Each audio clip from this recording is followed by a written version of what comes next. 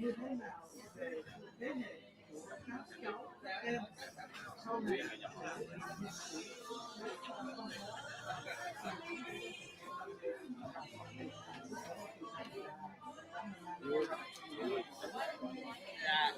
Thưa anh, em nói việc cái thẳng không?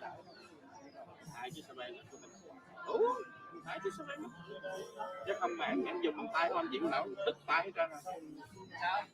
Rồi cái em nói chị kêu nếu anh Tuấn về nhà có cái gái nhỏ này có thể đun được không, mượn cái em cho thằng này cái ồn để cái sập cái đó dễ sợ. Này đỏ hả? Cho nên có sáng ra kinh thì bao nhiêu năm rác đậu vô dọn rác mà anh cứ tự lên lúc đầu mình có khóc được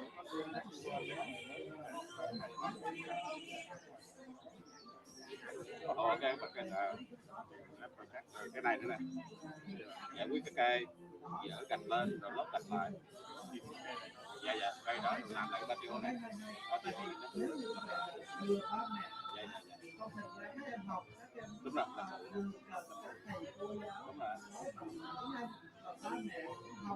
Tiếng Việt để chia sẻ tại vì bên đó một cái vai rất là quan trọng để nhập tới đó đúng rồi mình làm được với trách nhiệm truyền thông đặc biệt là từ giáo khi cái news của chúng tôi đó từ từ hôm qua là mấy thay đổi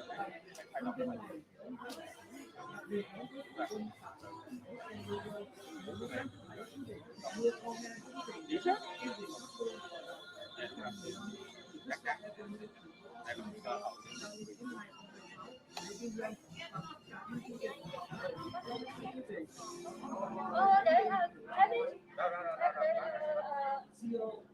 để lấy xe phải xe thầy và ban điều hành có bao giờ suy nghĩ chương trình online kèm theo những cái công việc trên lớp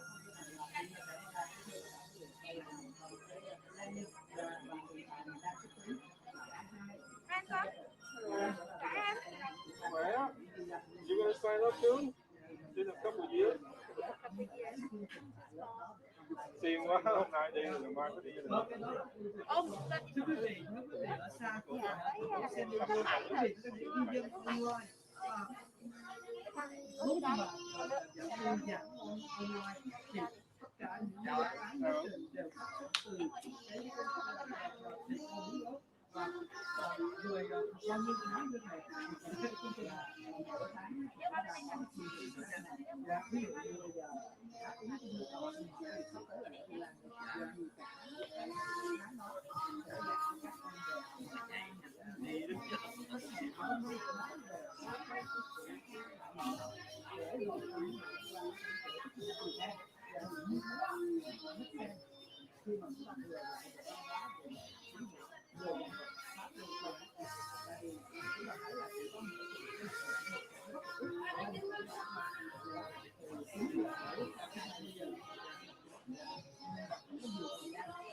khi mà chúng ta cái này nếu có thấy không có thiệt hả có một thể khi là có cần nữa thì ta đến cái gì thì như vậy là thì đây trên bánh cô la chúng ta có 3 tháng thì bánh cô buộc là trên màu nhất 13 để lên sau cái khăn lên đưa đi cho mình cái khả năng của mình đến cái này trong cái việc khó khăn để bỏ ra thì cũng như là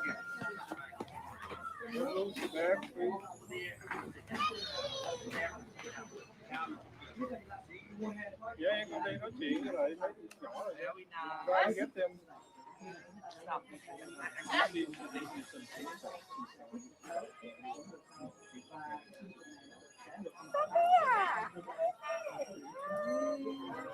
Watch where you sit. Watch where you sit. Do it.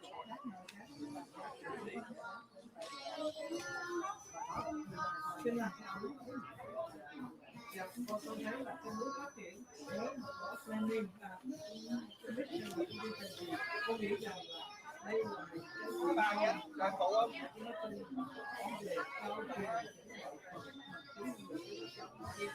Cái này giáo án giáo trình thì như thế nào Bàn cà phê đằng kia rồi cậu ơi. Ở ngoài đằng kia có bàn cà phê á. Đi xa. Đằng kia chào. Ồ. nếu mà sau hôm nay ghi danh được ghi danh qua cái email này sẽ được Pháp Vương đã có email là Pháp Vương academy@gmail.com. Hello.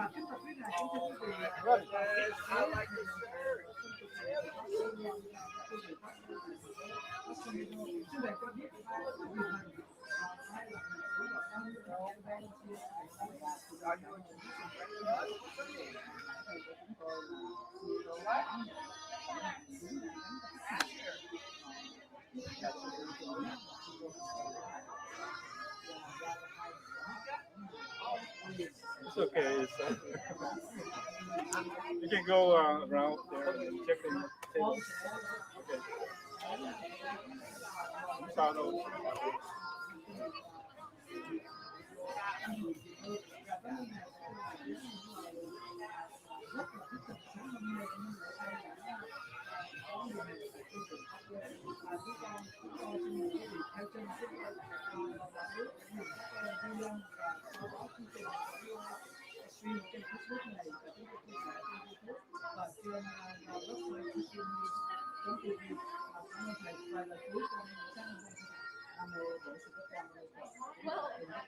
They're all covered, so I don't really I know. I'm just saying that pay attention.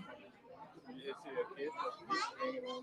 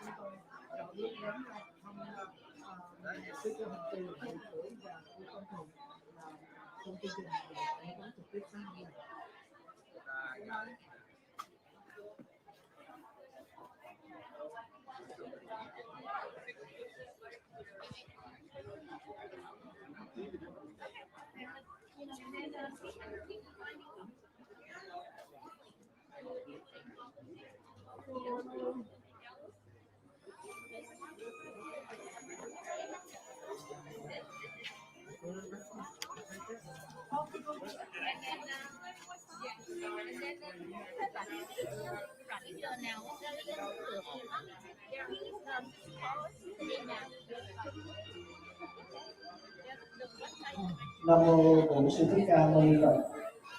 Chúng con thành tâm cái tận lễ chư tôn đức tăng ni. Kính thưa tất cả quý đạo hữu, quý bậc phụ huynh, cha mẹ của các em và các em thương mến. Hôm nay tại tu viện Pháp Vương của chúng ta sẽ tổ chức lễ khai giảng cho khóa học mùa hè của các em của trường Pháp Vương Academy. Chính vì lẽ đó mà chỉ còn 5 phút nữa chương trình sẽ được bắt đầu. Chúng con thành tâm kính cung thỉnh chư tôn đức và trân trọng kính mời tất cả quý đại chúng. Chúng ta chuẩn bị ra phía trước của chánh điện tu viện Pháp Vương cái sân ở phía trước để chúng ta cung thỉnh hòa thượng các băng để khai mạc cho khóa học mùa hè này. Nam mô Bổn Sư Thích Ca Mâu Ni Phật. Trân trọng kính mời tất cả quý đại chúng chúng ta chuẩn bị.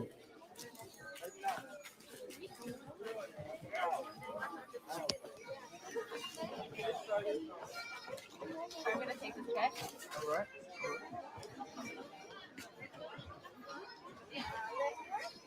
Hello everybody, welcome to the first day of Pháp Vương Academy.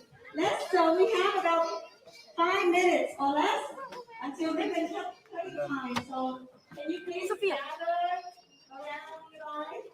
Thank you.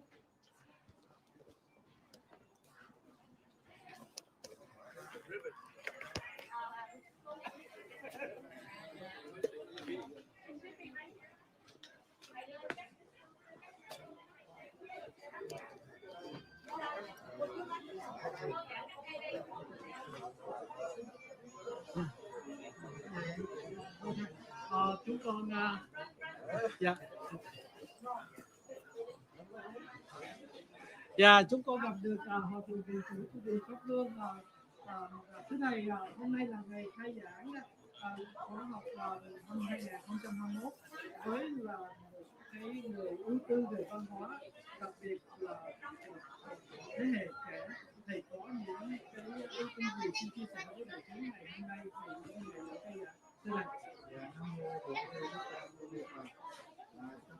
Trân trọng kính chào anh Phó Lễ Phan Trung Kiên là giám đốc của ngày hôm nay đến Viện Pháp Vương để thực hiện chương trình giảng của Pháp Vương là các việc về hay là một cái chương trình giáo dục bà con của chúng ta cũng như là của chuyên san đức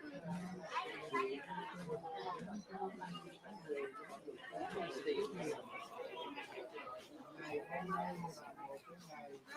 là một cái ngày tôi xin chào mừng tất cả các bậc phụ huynh, tất cả các con em của khai giảng. Đây là một cái hình ảnh vô cùng khích lệ trên con đường hoàn duyên Phật pháp, trên con đường giáo dục cho thế hệ kế thừa. Thưa anh xin mời các bậc phụ huynh cũng như quý thầy cô hướng dẫn cho các em ra để chúng ta xếp hàng, và xin mời hết tất cả Pháp Vương Academy staff. Chúng ta cũng ra ngoài nha. Bây giờ chúng ta nghĩ là chỉ có một người ngồi ở chỗ các bạn thư ký thôi. Chúng ta cùng ra hết để chuẩn bị làm những các ban khánh thành. Các bậc cha mẹ xin mời quý vị cũng ra ngoài luôn. Dạ, bây giờ rồi. Khánh thành sáng hôm nay và cuối nếu mà có được cái chia sẻ nào với cái cô Đức Anh Nhi ra theo dõi chương trình này với cái Pháp Vương Academy ribbon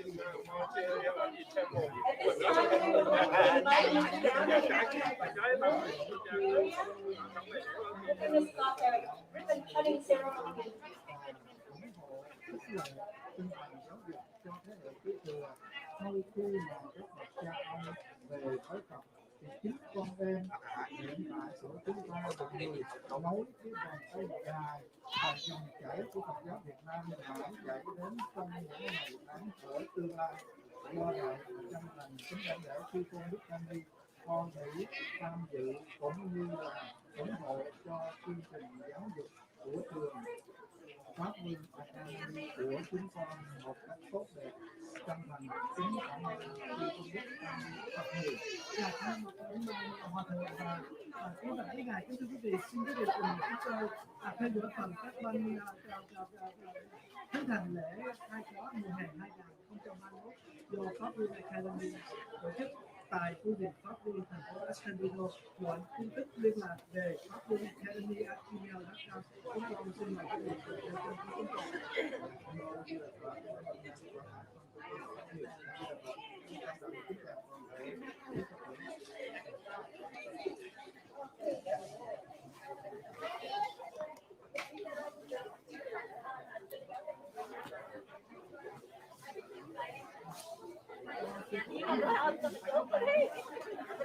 Dạ, anh Di Đà Phật, chúng tôi trân trọng kính mời bác Tâm Tịnh, cô Bạch Kim. Dạ. Chị anh Tịnh Tư, chị Phương, Thành Từ. Dạ. Chúng ta cũng thỉnh ôn nữa để các cái ban để welcome cho cái ngày lễ khai giảng. Dạ, mời hết ra đây, mời hết ra đây đi, mời hết ra đây, đi ra đây. Okay. Lauren, Ribbon cutting kit. Không cứ để đây, cứ đứng được. Okay. We're so excited, you guys. What a big turnout. Thank you so much. dạ. Em đến trước. Oh, okay. Okay, we invite everybody to go. Move over here, follow to go, and we want to take a group pictures or several group pictures. How cute you guys are. That's so sweet. Rồi 1, 2, 3 chụp hình nha, vô đây hết. Vô đây. Rồi mời các bậc cha mẹ luôn. Dạ. Dạ mời cô Kim. Mời anh Tịnh Tư. Em có anh nào đứng đằng sau đó, anh áo trắng quần cam đó. Mời anh vô hành luôn.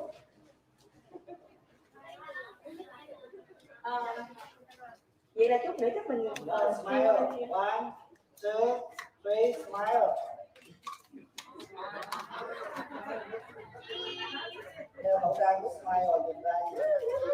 Dạ, Nam mô Bổn Sư Thích Ca Mâu Ni Phật. Chúng con thành tâm kính đảnh lễ Hòa thượng Phương Trượng, thành tâm kính đảnh lễ chư tôn đức tăng già. Kính thưa các bậc phụ huynh, các vị trưởng thượng cũng như quý thầy cô giáo và các em thương mến. Ngày hôm nay ở tại tu viện Pháp Vương, chúng ta tổ chức lễ khai giảng khóa học mùa hè cho các em của Pháp Vương Academy. Và giờ này chúng con thành tâm đảnh lễ kính cung thỉnh Hòa thượng, kính mời sư cô Hạnh Từ, chị Phương, đồng hiệu trưởng, cô Bạch Kim, bác Tâm Tịnh, anh Tịnh Tư sẽ hoan hỷ cắt băng để chúng ta bắt đầu cho cái khóa học mùa hè này, và cũng là bắt đầu cho trường Pháp Vương Academy. Chúng con thành tâm kính cung thỉnh Hòa thượng và trân trọng kính mời tất cả quý vị A Di Đà Phật. Dạ, mời thỉnh ôn và mời tất cả quý vị chúng ta cắt băng, rồi sau đó là mời lên trên rồi sẽ làm lễ khai giảng ở trên. A Di Đà Phật. We respectfully invite the most venerable and other names, thầy Hạnh Tuệ, sư cô Hạnh Từ, anh Tịnh Tư, bác Tâm Tịnh, cô Bạch Kim. Xin mời các cameraman to help us with the ribbon cutting. Dạ, rồi chúng con xin kính cung thỉnh tất cả đại chúng ta cùng niệm Phật 3 lần. Dạ, bác Tâm Tịnh. Mình cắt ở bên, đứng ở bên kia bên này chứ? Dạ, cắt ở đây hả? Dạ. Nam mô Bổn Sư Thích Ca Mâu Ni Phật. Nam mô Bổn Sư Thích Ca Mâu Ni Phật. Nam mô Bổn Sư Thích Ca Mâu Ni Phật. Xin quý vị cho một tràng pháo tay thật lớn. Chúng con thành tâm kính cung thỉnh Hòa thượng, kính cung thỉnh chư tôn đức tăng ni và trân trọng kính mời tất cả đại chúng ta cùng lên trên này để chúng ta tham dự lễ khai giảng. Nam mô A Di Đà Phật. We invite everybody to come up to the classroom area, and we will officially start our first day of Pháp Vương Academy.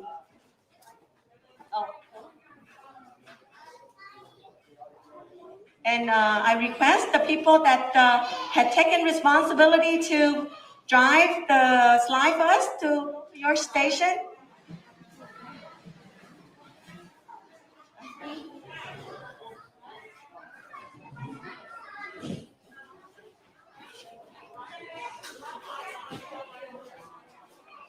Dạ, kính cung thỉnh Hòa thượng, chư đại đức tăng ni và trân trọng kính mời tất cả các bậc phụ huynh, các vị mạnh thường quân và mời tất cả các em chúng ta cùng vào để tham dự lễ khai giảng hôm nay. A Di Đà Phật. Yeah.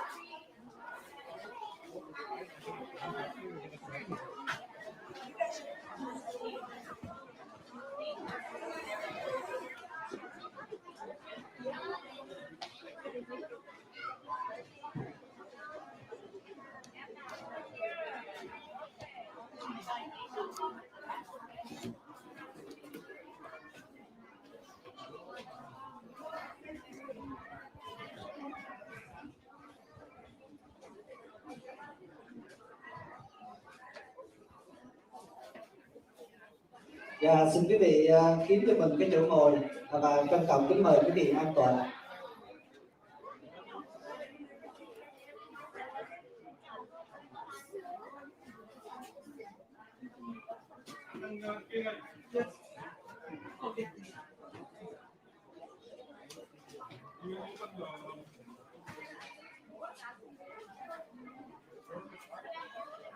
Dạ, quý vị thấy dễ thương không?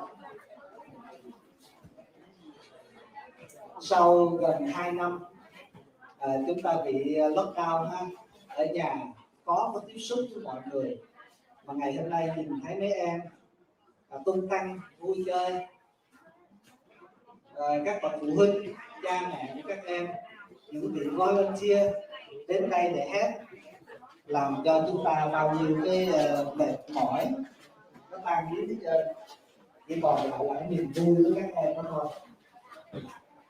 Hy vọng là các bậc cha mẹ, những người volunteer, chúng ta phát huy nhiều hơn nữa để gìn giữ cái sự phát triển, để gìn giữ cái không khí vui tươi, nuôi dưỡng cái thế hệ tiếp theo.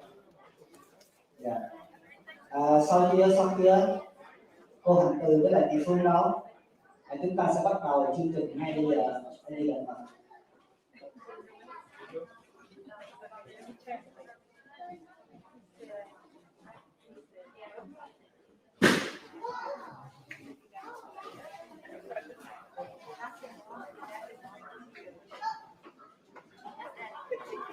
dạ, xin mời anh Quảng Bách, anh Phi, xin mời anh Nguyên Còn, chị Nguyên Thục và chị các anh chị của Hoa Nghiêm, gia đình Phật tử Hoa Nghiêm, anh Tri, chị thư ký. Dạ, xin mời quý vị hoan hỷ chúng ta lên trên đây để cùng tham dự, cùng ngồi cùng tham dự để tận hưởng cái không khí đầu tiên của cái ngày nhập học. Tất cả mọi chuyện ở trên cuộc đời này đều bắt đầu từ những cái đơn giản nhất, sơ khai nhất và mong manh nhất đó. Cái cây cổ thụ có to lớn cỡ nào thì nó cũng bắt đầu từ những cái mầm rất là nhỏ. Ngày hôm nay là ngày the first day của cái trường này, và cái khóa học mùa hè đầu tiên ở nơi tu viện Pháp Vương, đánh dấu một cái dấu son cực kỳ là quan trọng.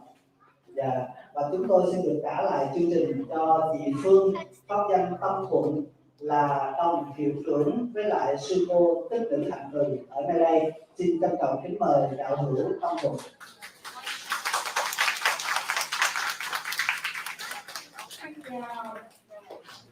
Xin chào, hello.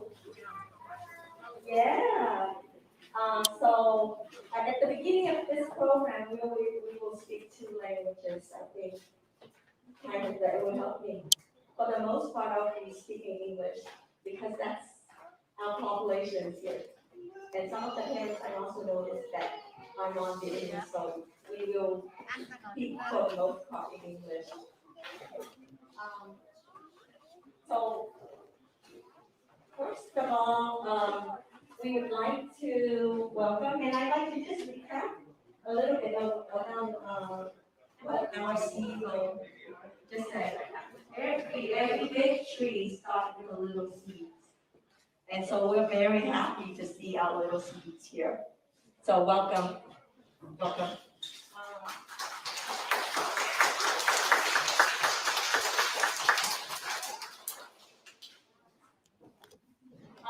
To begin with the program, we would like to invite our most venerable, our Master Abbot of Pháp Vương Academy, Pháp Vương Monastery and Phật Đà congregation to lead us in the Buddha prayer. Con kính thỉnh ôn dẫn chúng con cầu Phật từ gia đình.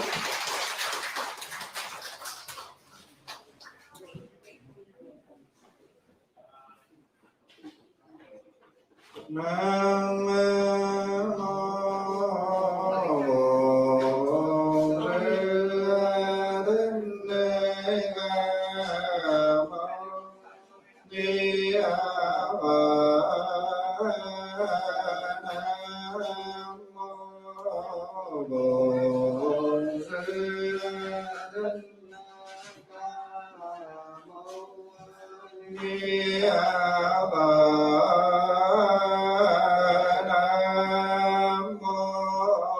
bổn Thích Ca Mâu Ni Phật. Cảm ơn. At this time, we would like to introduce our participants and guests. First, the most honorable, venerable, and master abbot of Phật Đà Congregation and Pháp Vương Monastery, Hòa Thượng Thích Nguyên Siêu.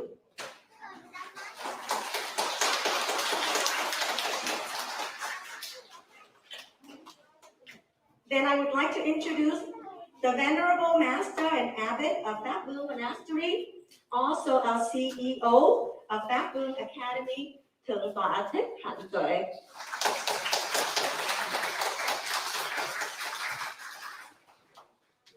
My beloved nun and Buddhist Dharma principal of Pháp Vương Academy, Thích Nữ Hạnh Từ.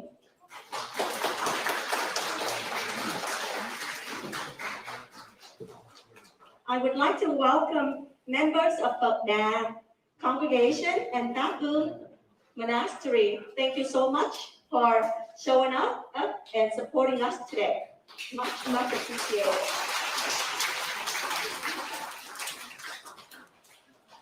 I see some representatives, even though they didn't come in their uniform.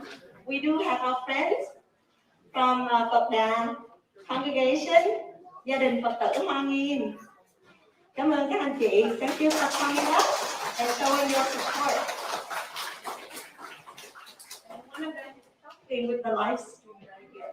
Dạ, ở đây có anh Quảng Hải là đại diện cho TK TV và cũng là liên hợp hội đến để mà đưa tin trong ngày lễ hôm nay. Bây giờ gặp xin trân trọng giới thiệu Quảng Hải. Thank you, anh Quảng Hải. Parents and students who signed up in astounding and impressive number. Please give yourself an applause. Thank you so much.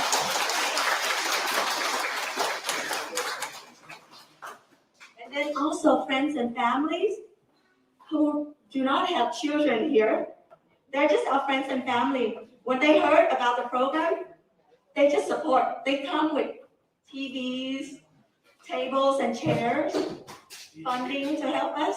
There's so many things I cannot, express right here. So much appreciated for the people that don't have any children, but come to support us anyway. Thank you so much.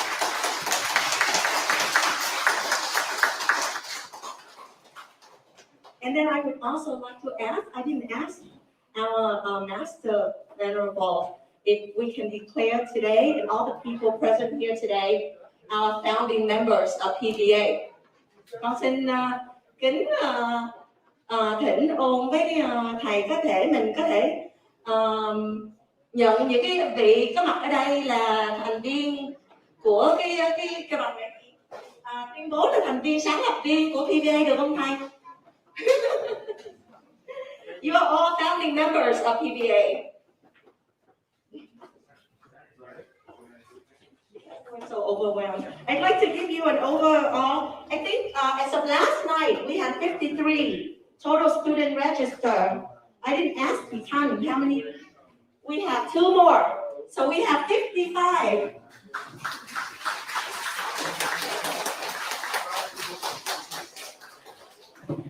When O and Thai gave Suko and me the task, we thought it was so momentous. We were scared. But we talked to ourselves and we said, if you build it, they will come. And you guys come in overwhelming number. So much. Yeah, I don't know what to say. You can hear me. I'm speechless.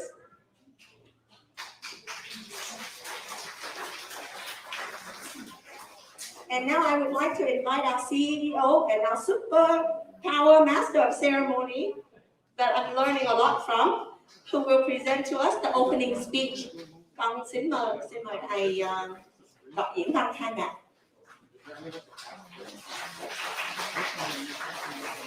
Nam mô Bổn Sư Thích Ca Mâu Ni Phật. Chúng con thành tâm kính đảnh lễ Hòa Thượng Phương Trụ, thành tâm kính đảnh lễ chư tôn đức tăng già, và kính thưa tất cả quý bậc trưởng thượng, các bậc cha mẹ, các bậc thầy cô giáo, các bậc phụ huynh và các em thương mến. Tất cả trong lịch sử của loài người đều bắt đầu từ con đường của sự giáo dục. Giáo dục trong môi trường nhỏ hay giáo dục trong môi trường lớn. Trong môi trường nhỏ là tự thân, là gia đình, là bạn bè. Trong môi trường lớn là xã hội, là chủng loại của con người. Bất cứ ở một thời gian nào, không gian nào, con đường học hỏi luôn luôn là việc cần thiết và thiết yếu nhất để xây dựng cho tự thân và xây dựng cộng đồng xã hội. Chưa bao giờ con người dừng lại trên nền tảng của sự thọ nhận tri thức. Chính vì lẽ đó, truyền trao và tiếp nhận là một trong những điểm then chốt nhất để duy trì sự phát triển hưng thịnh của con người và xã hội nói chung và nói riêng đó. Ở nơi đây, tu viện Pháp Vương được thành lập đã rất lâu, tuy nhiên phương tiện còn hạn hẹp, và ngày hôm nay đã chính thức được có giấy phép, chính thức được là một non-profit để sinh hoạt tôn giáo và giáo dục. Chính vì lẽ đó, Pháp Vương Academy ra đời để thừa tiếp con đường sứ mệnh hoàn truyền Phật Pháp của Đức Thế Tôn, của lịch đại chư vị tổ sư, và gìn giữ nền văn hóa của Việt Nam chúng ta. Cho nên sự phát tâm của các bậc thầy cô giáo, của các bậc cha mẹ muốn nuôi dưỡng cho thế hệ kế thừa, cho nên chúng con mạnh dạn bắt tay vào việc xây dựng trường học Pháp Vương Academy để gìn giữ và phát triển nền văn hóa đó, đồng thời bảo lưu và truyền thừa những tư tưởng của ông bà, của cha mẹ chúng ta cắm rễ nơi xứ sở này, truyền lưu cho thế hệ kế thừa. Đó là cái lý do, đó cũng là mục đích cho việc phát triển và duy trì tu viện Pháp Vương nói riêng và Pháp Vương Academy. Kính bạch quý ngài, kính thưa quý liệt vị, ban đầu thì đều rất là mong manh, tạm bợ, dễ vỡ, cho nên rất cần sự ủng hộ về tinh thần lẫn vật chất của của các bậc trưởng thượng, của các vị phụ huynh, của những mạnh thường quân, để cho chúng ta nuôi dưỡng các em. Các bậc cha mẹ thì đến đây volunteer để nấu cho các em một bữa ăn, 2 bữa ăn, dắt con em của mình, động viên nó đi học. Rồi nếu mà có chút ít tịnh tài dư dả thì có thể ủng hộ cho Pháp Vương Academy. Ở nơi đây tất cả đều free hết, từ quần áo, sách vở, ăn uống. Kính cảm ơn các vị thầy cô đã volunteer. Ở đây không mướn bất cứ một người nào, không trả tiền cho bất cứ ai. Đó là điều mà chúng tôi sẽ cố gắng nhiều hơn nữa, làm sao đó để chúng ta có thể duy trì, mà quý thầy cô không phải vì tiền, không phải vì cái gì hết, để mà quý thầy cô gắn bó với lại Pháp Vương Academy. Cho nên một lần nữa xin được chắp cao đôi tay niệm ân quý thầy cô đã bỏ thời gian công sức của mình ra để volunteer, để chơi với các em, để help các em, để dạy các em. Đây là một việc làm vô cùng khó. Chúng tôi sẽ được niệm ân rất nhiều. Xin cảm ơn chị Tâm Thuận, tức là chị Phương đây, và cô Hạnh Từ, sư cô Hạnh Từ, là hai người phải nói là cập lực để mà hỗ trợ làm việc xây dựng nền tảng cho Pháp Vương Academy, từ xây dựng chương trình giáo án cho đến tổ chức các sự kiện. Riêng bản thân chúng con thì chỉ là người đứng mũi chịu sào và thúc ở sau lưng thôi, và có miệng không để mà đôn đốc, để mà kêu gọi, để mà support, ủng hộ từ ở trong cái nền tảng bên trong, vậy thôi. Còn mọi việc là cô Hạnh Từ với lại chị Tâm Thuận là lo và phụ trách, có việc gì thì hỏi chúng con, vậy thôi. Thì một lần nữa xin được cảm ơn sư cô Hạnh Từ, xin cảm ơn chị Tâm Thuận rất là nhiều cho công việc đứng mũi chịu sào này. Lần nữa xin được cảm ơn quý bậc phụ huynh đã cho con em của mình đi học và tin tưởng ở nơi đây là một môi trường để gìn giữ cho sự giáo dục của các em. Xin cảm ơn tất cả quý vị thật nhiều, và quý vị thường xuyên lui tới để chúng ta có mối quan hệ connection cần thiết với nhau trong vấn đề phát triển của con em chúng ta. Nam mô A Di Đà Phật. Trân trọng kính cảm ơn tất cả quý vị. That was a long speech. I'm just going to recap. So, since the history of mankind, since the history of mankind, everything progress with education, large or small. We're lucky that we live in America. We're lucky that some of us are connected to some Vietnamese roots, but we welcome everybody, whether they know how to speak Vietnamese or they don't. We welcome everybody. We would like to thank all our, and we will introduce and you will see our purpose when we go into the details of the program. But the abbot would like to, from his heart, thank you to all the teachers and the staffs who come here. They don't have any children here for the most of them. They come here. Some of them drive 40, 50 minutes to come here. They bring food to feed us today. So Pháp Vương Monastery has been dormant for about 20 years. We didn't have permit. And we recently got our permit just about a year ago. So this is one of our first endeavor to bring our children for them to connect back with the roots, to understand about Buddhism.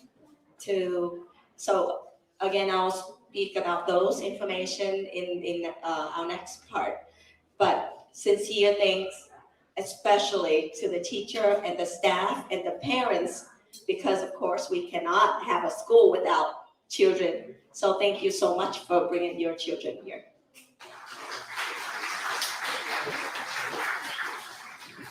And with that, without further ado, I would like to bring on my, again, very beloved co-principal, sư cô thích nữ Hạnh Từ. So, sư cô thích nữ Hạnh Từ and I are co-principals of PBA. She's in charge of the Dharma program. I am sort of in charge of the Vietnamese culture program, but we have to work very well together, and we execute our content and schedule with all the support staff and all the parents and all the children. I'd like to say that it's a very brand new program, and we have a lot of fun things we plan for the children, but we will also continue to adapt and be flexible. And so we'll assess the children and where we need to change, we will. So we'll take your inputs too, okay? So at this point, I'd like for us to look toward the 3 TVs, or do we have all? None? This one doesn't work? Okay, then please, 2-side TV. Okay, can you turn to the next one? We didn't read the agenda, but we've already did our check-in and pick-up about goodies. Hope you guys like the goodies. They're all free.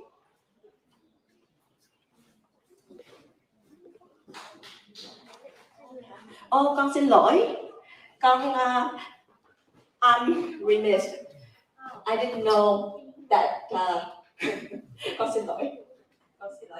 Con xin mời ông giúp cho tụi con, dạy cho tụi con những cái lời dạy đầu tiên. First instruction from our most venerable master. My sincere apology. Con xin lỗi.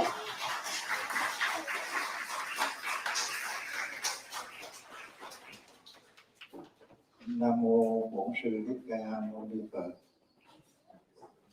Kính bạch thượng tọa trụ trì tu viện Pháp Vương.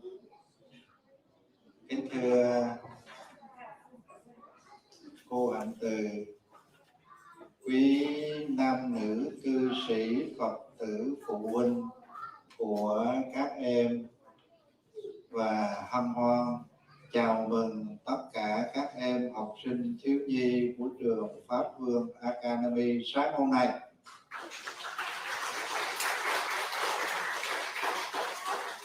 Hôm nay chúng ta làm lễ khai giảng lớp học mùa hè, học Việt ngữ, học Phật Pháp song ngữ của trường Pháp Vương Academy, mà quý nam nữ cư sĩ Phật tử là những bậc phụ huynh của các em cũng như là ban thầy cô giáo và học sinh mà đến giờ phút này chúng tôi nghe báo cáo là số học sinh trường làng của Pháp Vương Academy lên tới 55 em. Đó là một điều vô cùng khích lệ cho bản thân của chúng tôi cũng như là của Thượng tọa Hạnh Tuệ trụ trì tu viện đứng ra thành lập và tổ chức lớp học hôm nay. Trải qua nhiều năm tháng, bản thân của chúng tôi luôn luôn lúc nào cũng ưu tư nghĩ đến cái thế hệ kế thừa, thế hệ con em của mình, và luôn tâm niệm để nuôi dưỡng cái thế hệ kế thừa này, con em của chúng ta,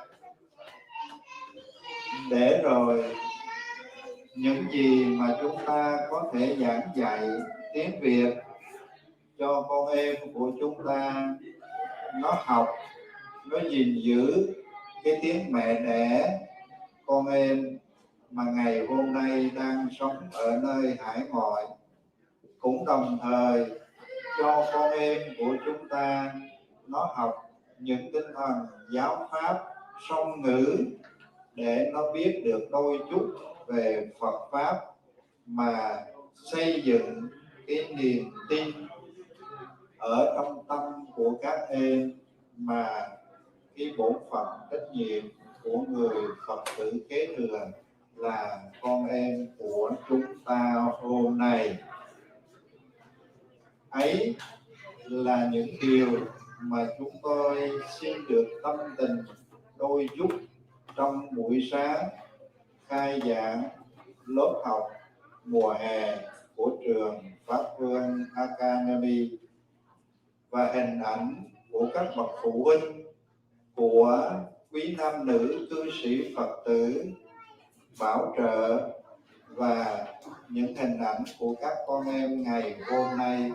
Quả thật đó là một niềm vui đầy sự tin tưởng vào trong ban thầy cô giáo giảng dạy và các bậc phụ huynh, vì tương lai con em của mình đi chùa học tiếng Việt, học Phật pháp căn bản để thể hiện tinh thần hộ pháp của người Phật tử cư sĩ tại gia.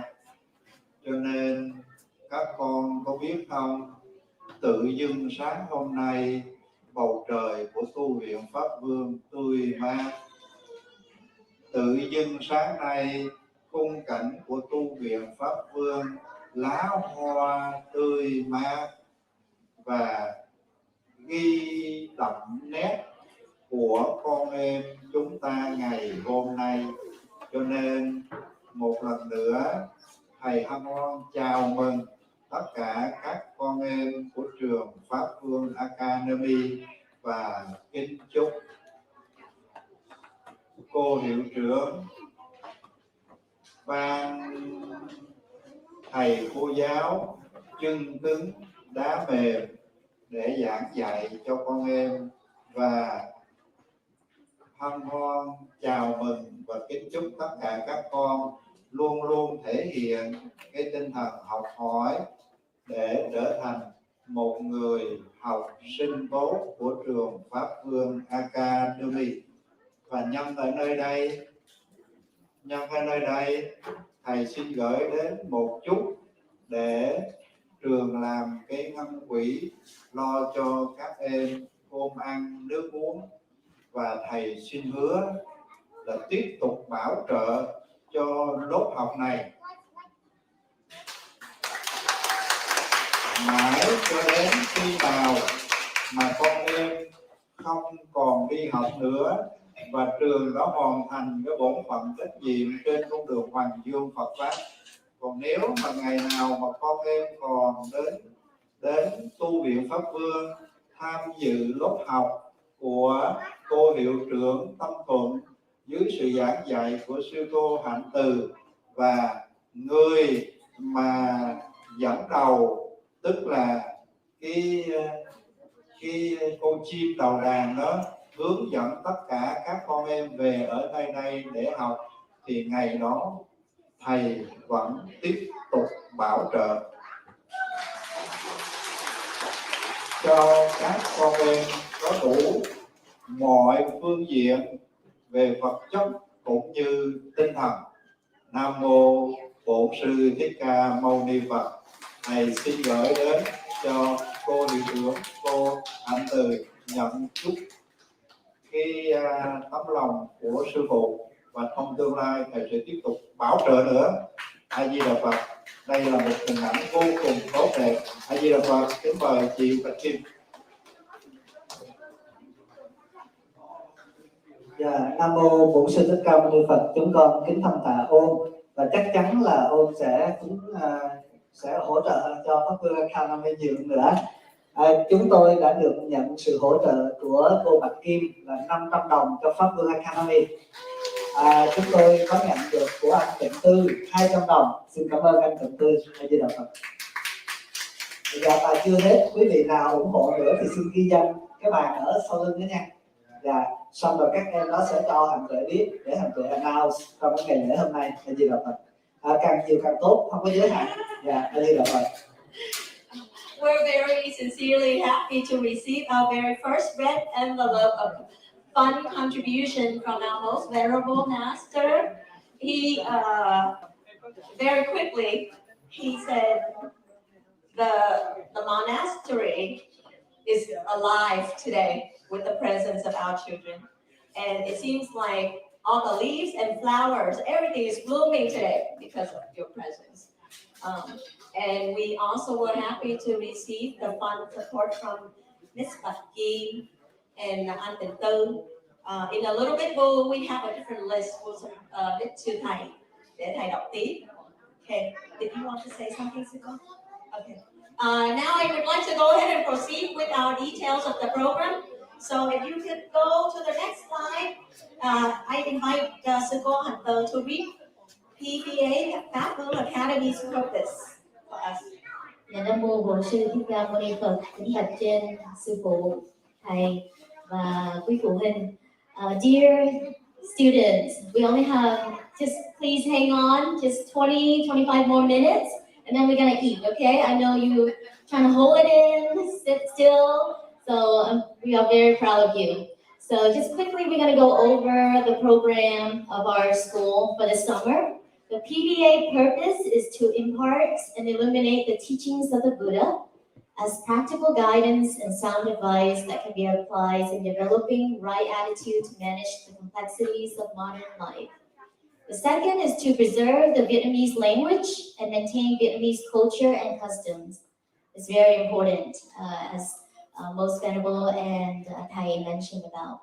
To create opportunity for all ages to meet with friends, to learn and develop their understanding of the language, ethnicities, cultures of Vietnam. So definitely we have a lot of events coming up. For example, Lễ Vu Lan, Tết Trung Thu, all right? So a lot of cultures, we want to bring it back in. Everyone get a chance to wear your traditional dress, learn about your culture. Why do we celebrate that, right? So all of that, all the fun stuff, okay? Yes. Can we move on to the next slide? And I invite Siko to go ahead and go over the program schedule and also introduce our teachers. So our teacher, please just be prepared to stand up. Yes. So I'm just gonna go quick, okay? I know I'm hungry too. So the program calendar, we will have monthly.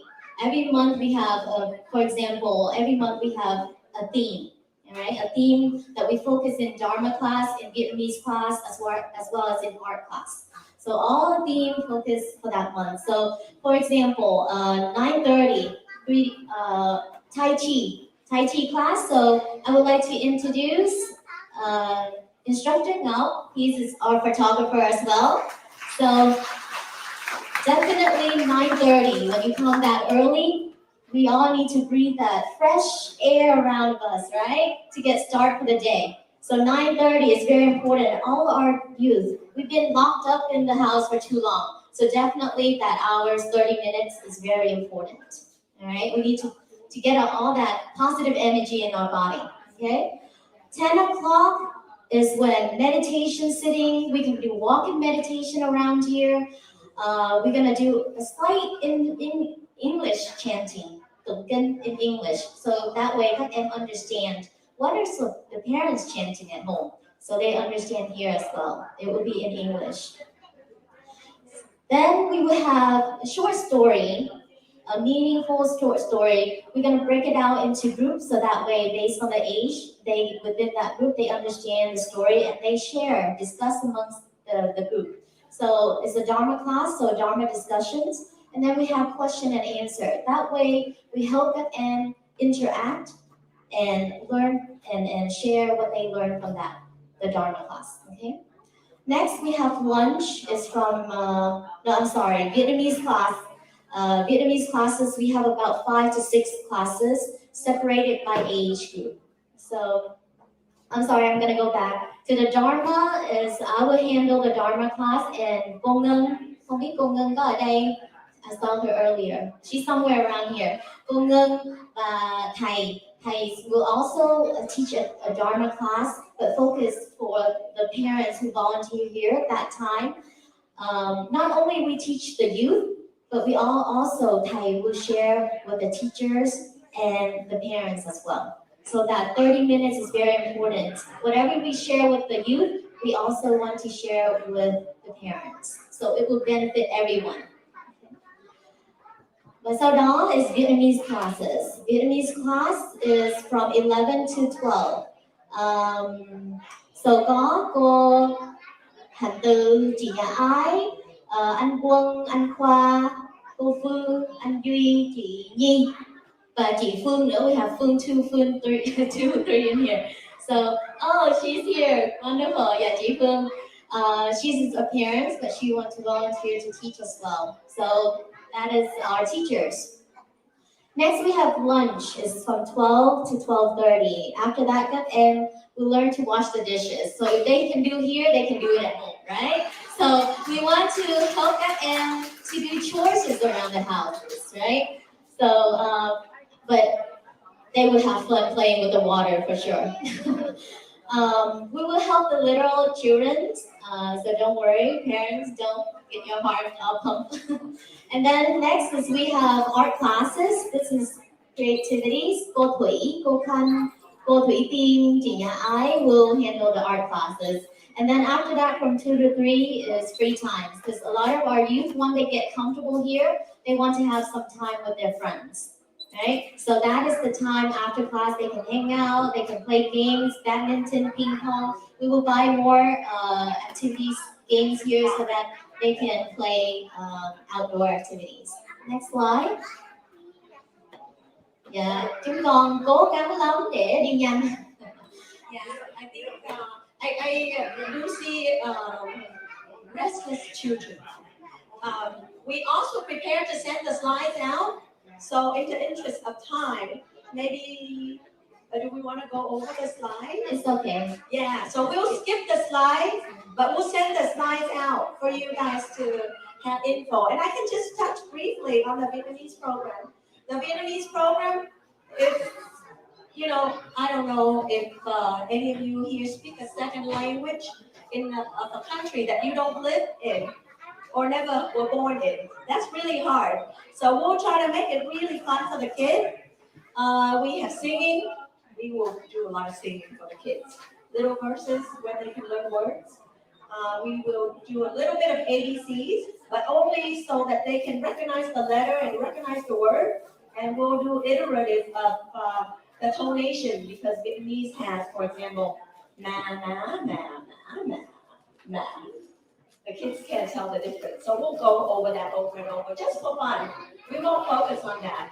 We focus on conversation, daily conversation like xin chào, hello, hẹn gặp lại, con có bụng, right, I'm hungry, con muốn uống trà, con muốn uống boba tea, things like that. So we'll do breakout room and we'll do a lot of practicing for the Vietnamese. And then also we might use some video to supplement, like to go talking about culture. We might show some video, we talk and we do arts.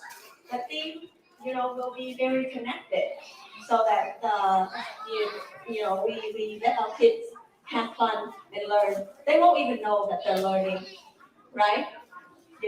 So you watch your children, right? And see, the first day and the last day of the semester, see if they improve. If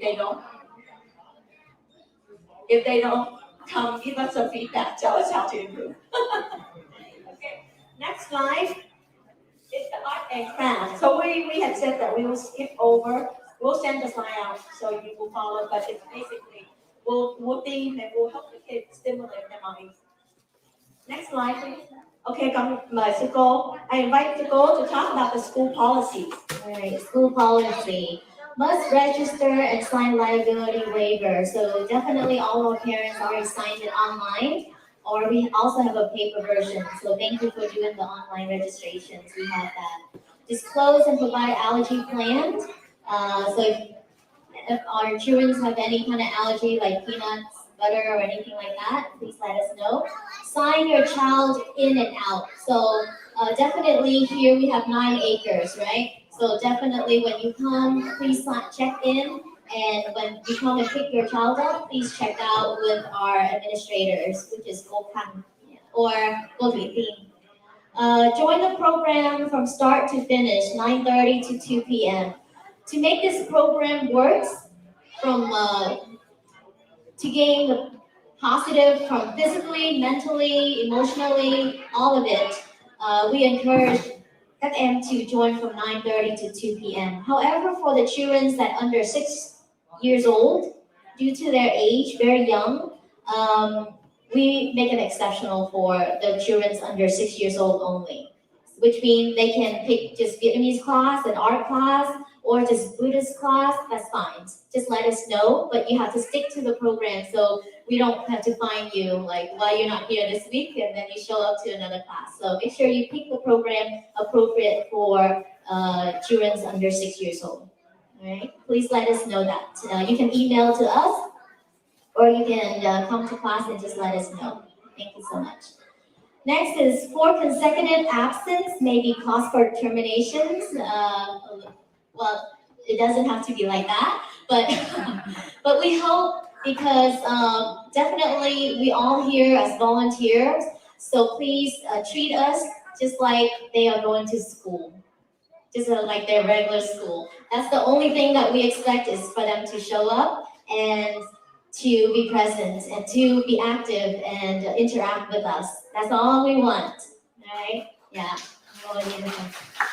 Oh yeah, trở lại. Can you please go back? Materials that children will need for class, definitely a backpack. Because definitely our children you see at home where they left everything at, now it's the book bag that they need to carry. Everything needs to go into the book bag. We don't want to be at the end of the day to clean up and finding who's this pencil, who's this pen. All right, so they need a backpack. School supplies, pen, pencil, eraser. We do have it here, but some of our children definitely like to use their own, so they can bring that. We need phone, iPad, and laptop. We are high-tech school. You can see all the TV here. We play Kahoot, a lot of games, reviewing the materials. 30 minutes we teaching them, 30 minutes we reviewing them using the laptop, iPad. So we need a device for our children. So please, definitely we use it for educational purpose. We're not gonna let them play and sit here and play games. We're gonna, within that hours, we have a lot of activities for them. So please have that for them. Definitely water bottle. They can bring their own water bottle and they can fill it up. Water is here. I think I'm done. Next slide. And Sugo was talking about interaction. So to demonstrate, I would like to get a volunteer. Can I have 6 kids that know how to read? Yes, you're in. Kian and Kong in the pink. Oh, yes, and you too. I love all the hands. Thank you. And Min Kat. Okay, you guys. Who wants to read? Come up here. All right. Okay. So, student rules. Okay, each of you will read, for example, let's see, Nhã Yên, can you read the orange one? Huh? Yes, Nhã Yên. Oh, come to class on time or early. Okay, and then you hand the microphone over to your next friend. Wear your uniform. Keep it clean. Thank you. Be Okay. safe. Be kind. Be respectful to everyone. Lovely. Yes, only when we ask you to play game, but not your own game.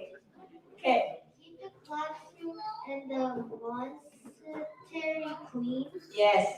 Help us clean the monastery. We thank you, Sư Ông and Thầy, for us to use the facility. So at the end of the day, we need to return it. Okay. Next. The first word. Be ready to learn. Yeah. The end.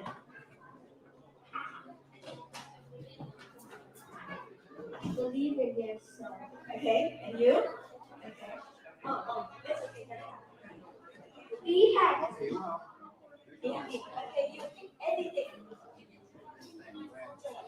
Anything you want to reach out. Be happy. Yeah. She picked the right one. That's what we want. Be happy. Okay? All right, next slide. We're coming to an end here. Yes, come here. Be happy. All right. Be happy. Parents, you would want to know how to get involved. We want you to be involved. So, Siko, should I or will you? Okay, so it's kind of a wrap up of everything we have said before. We need a lot of help. We need help set up and clean classroom, including the bathrooms. We need food donation. Today our volunteer came and brought our food and drove long distance.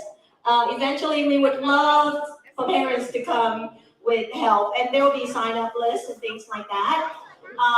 We need monitor kids because we have a very big compound here, and the area we like the kids to stay around, but we need to be watching over them too. So we need safety patrols. And then just to reiterate some family again, movements we have Anh Ngọc, Dharma we have Siko, the program we have Me, art we have Thị Thủy, food we have Thị Thủy Tiên, facility we have Anh Tuấn. After school youth idea Hữu Khoa, because after school from 2 to 3, it's a chance for kids to socialize. So the school day, the program actually ends, but the school day doesn't end if kids like to stay and make friends. And so if you guys have any idea, the bigger kids have any idea, come talk among yourself. Hữu Khoa, where are you? Okay, so talk to Hữu Khoa, come up with different thoughts. How you bring the young kids in, have the kids to get kids off of their phone. Because sometimes I go to the temple and at the end of a certain program, they sit and they play on their iPad. And we ask them to bring the iPad, but not for their own addicting purpose. Okay, and then also, the compound is really big, and our Abbott, I'm sure he has a very, very long list of activities he would need your help on. So while your children are here, we're okay with you dropping and going and come back. But if you have time, please ask the Abbot. He will have a list of things that he would need your help on. So I would like to make that a very big request. Okay, next slide. Okay, and Siko had already mentioned fun event. Today you will see our first fun event, June birthday.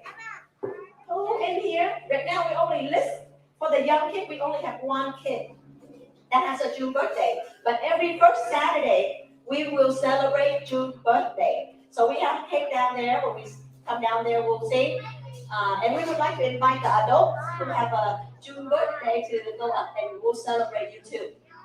Okay? Sorry. And we have field trips. That's just things that we're thinking. Maybe one day we can go to one of the parks or take a field trip to another temple, things like that. So we just have things that we like to do, but we don't know if we can incorporate now, but we definitely will incorporate in the future. And then sport days, we want to do fun sport day, field trip day, retreat. We also have lễ Vu Lan. We recently had lễ Phật Đản, Buddha's birthday, which just passed, and Vu Lan is like a parent's day. To make it simple for the kids. So we will practice singing, we will practice dancing, flower offering to the Buddha, all kind of fun things that we'll let you know in advance so that you can participate. And we'll use part of our program too. Okay, next slide. Okay, communication. We send emails out, but we don't always get people to read emails, and I'm guilty as charged.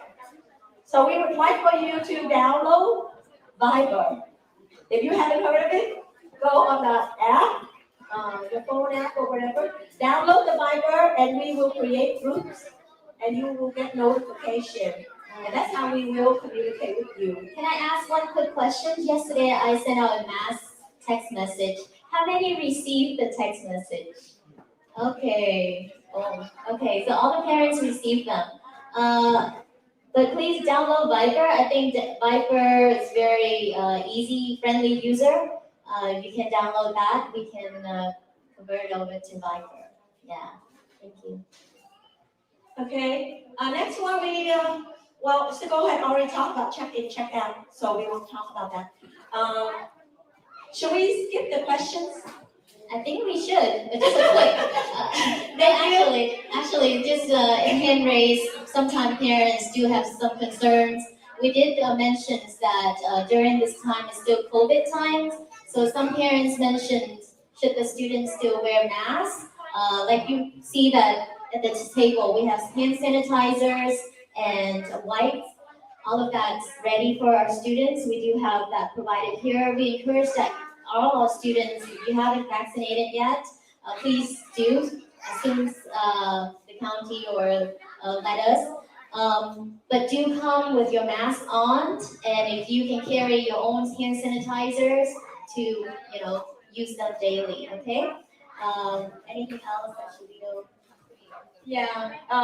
Kids, you've been, educated on being safe, and so we need the parents to help our kids be safe too. Okay, so wear masks, wash your hands all the time. But we will go over that when next week as well. So we're gonna go in details about that too. So at this time, I'd like to wrap up, and I'd like to wrap up with first, thank you, our most venerable. Oh, I have it. Yeah. Xin lỗi. So is there raise hand for any question? Parents, any questions or concerns that you want to clear out? That need us to answer? Yeah, we have one.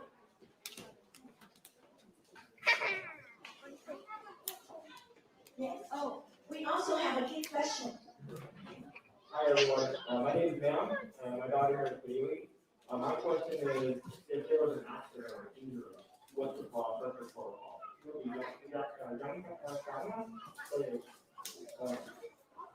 PBA, how are you going to do? What are you going to do?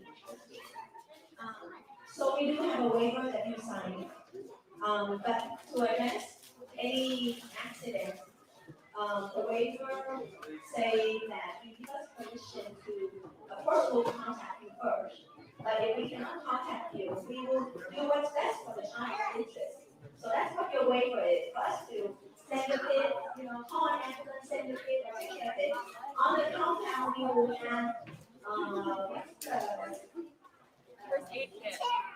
First aid kits. Yes, we will have first aid kits on the campus. So, does that end? And in the future, we definitely, parents, if you are nurses, if you can help us, if you are here, please let us know, so that way we always need some kind of nurse or someone that on site, so that way, just in case. So definitely we need your help. And then I don't know if we address the allergy. We do, please let us know if if your kids are allergic to anything, and some kids have very severe allergy, so if they need an EpiPen and things like that, we would need to know that too. And you might need to give us an EpiPen if you're not going to be around. Okay. So, and we have a kid question.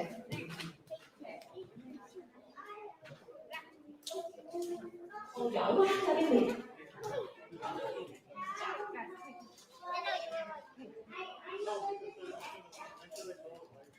You are allergic to something? What is it? I'm allergic to eggs, but sometimes, one time, my dad gave me a piece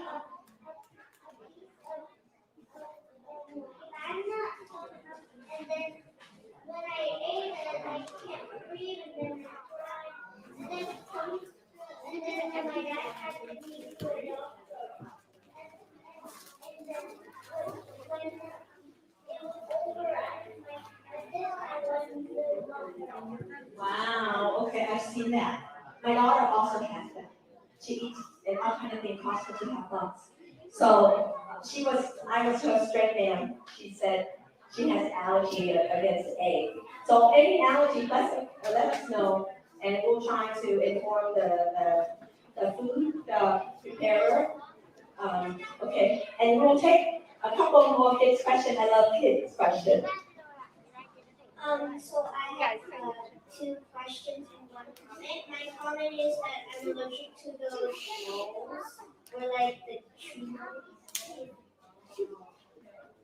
And my first question is, if a child gets hurt or something, do you take the blame for the parents?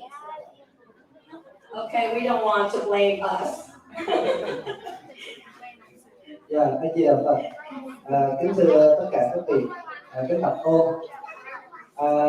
Tất cả mọi thứ ở nơi đây đều bắt đầu sơ khởi hết, cho nên còn thiếu mọi mặt, cái gì cũng thiếu. Nhân lực là cái thiếu nhiều nhất. Nhân lực là cái gì? Giáo viên cũng thiếu, người nấu ăn cũng thiếu, người quét dọn cũng thiếu, người helper thiếu luôn. Cho nên rất cần nhiều volunteer. Ở nhà mà quý vị chăm sóc cho 1 bé, 2 bé thôi là đã khổ rồi, đúng không? Ở đây con 5 cha 7 mẹ mà chăm sóc 1 cô, 1 thầy hoặc là 2 người mà chăm sóc cho đến như là không có đủ, và đi đường dài sẽ rất là mệt mỏi. Chính vì lẽ đó mà mong các bậc cha mẹ volunteer hoặc là tìm giúp những người nào có cái chí hướng, có cái tâm phụng sự để giúp dùm cho Pháp Vương Academy. Và kính cảm ơn tất cả quý vị. A Di Đà Phật.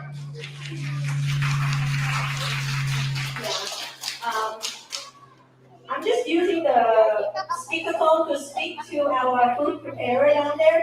If you could go ahead and get the food ready so that we'll be wrapping up here and come down. Okay, and so again, because we have another kid question, there are 2 good questions. One is about allergy. If you have mild allergy, let us know if you need Claritin or Benadryl. We would have to make a note because other kids mentioned that too. We hit the right spot about the topic about allergy. So a lot of students say, I have allergy. Hang on to that. We will send out an email to your parents. Your parents can write down what allergy you have, and if you have to pack lunch, you can as well. Okay, just in case, because the food that provided for us, majority are donations. So we see what kind of allergy, and we can let the person who cook, let them know to leave those things out. Okay, so hang on to the allergy question. Thank you. Yeah, and I'd like to take a very quick moment to share a story. We'll educate our kids about their friends' allergy too. Because I recall one day I went to my daughter's school, and I looked at one table. All of a sudden, a bunch of kids just stand up and walk to a different table, and I thought, that's not nice. That's kind of mean. So I went and asked, and turned out that the kids, actually, not everybody walked away. There were some kids that walked away because parents like to pack their kids with peanut butter, and the kids that had the peanut butter stood up and walked away to sit at a different table because they know that the peanut butter could cause them the allergic reaction. So we'll help you to learn to be kind to pay attention, to be attentive to their friends. Okay. And then one more question. This question is, I'm asking this question on behalf of our kids to the adult. The question is, các chỗ chơi không thưa thầy có playground không? So we have some playground later on when we clear, during the Saturday, we'll clear the lower area and we will have ping pong table and we have some other games. Hopefully, with the parents and everybody's support, maybe we can build some kind of playground. But so, thưa thầy.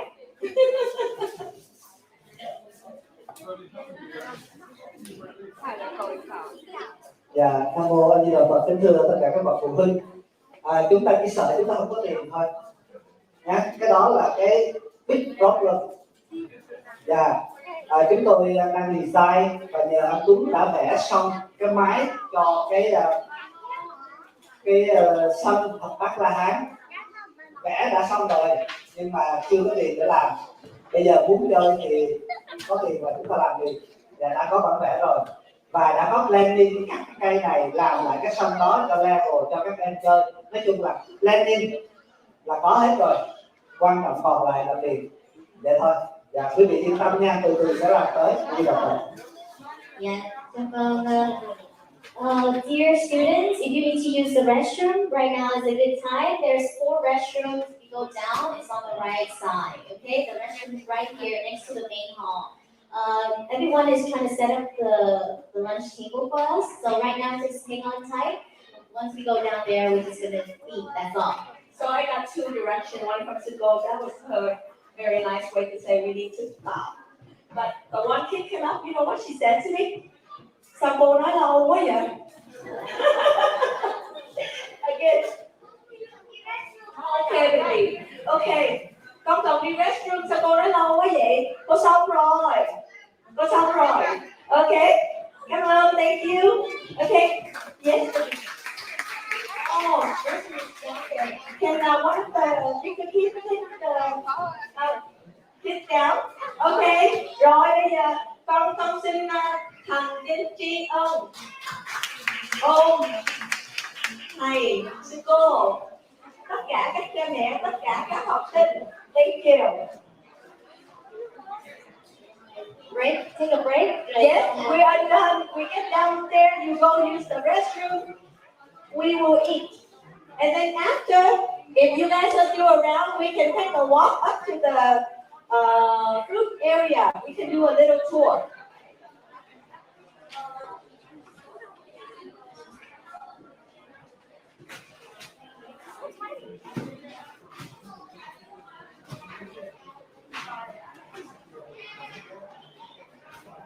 See you Saturday.